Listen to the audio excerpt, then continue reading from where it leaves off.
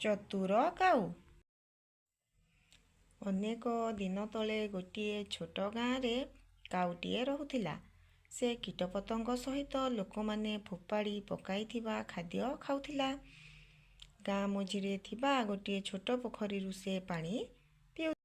ଥରେ ଖରାଦିନେ ଅତି ଗରମ ହେବାରୁ ପୋଖରୀଟି ଶୁଖିଗଲା।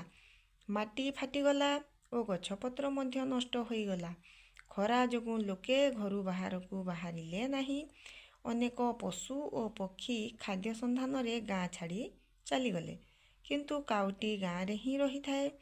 ବର୍ଷା ହେବ ଓ ସବୁ କିଛି ଠିକ୍ ହୋଇଯିବ ସେ ନିଜକୁ ନିଜେ କହୁଥାଏ। ଦିନେ କାଉକୁ ଭାରି ଶୋଷ ଲାଗିଲା।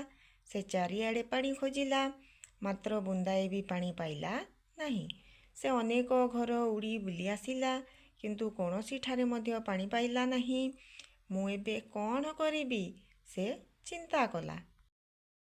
ସେତେବେଳେ ସେ ଗୋଟିଏ ସୁରେଇ ଦେଖିଲା, ଯେଉଁଥିରେ କି ଅଳ୍ପ ପାଣି ଥିଲା। କିନ୍ତୁ ପାଣି ସ୍ତର ଖୁବ୍ କମ୍ ଥିଲା।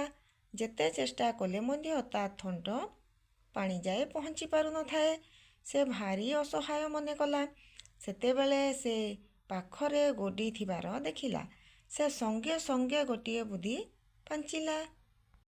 ସେ ଗୋଟିଏ ପରେ ଗୋଟିଏ ଗୁଡ଼ି ଉଠାଇ ସୁରାଇରେ ପକାଇବାରେ ଧୀରେ ଧୀରେ ପାଣି ଉପରକୁ ଉଠିବାରେ ଲାଗିଲା।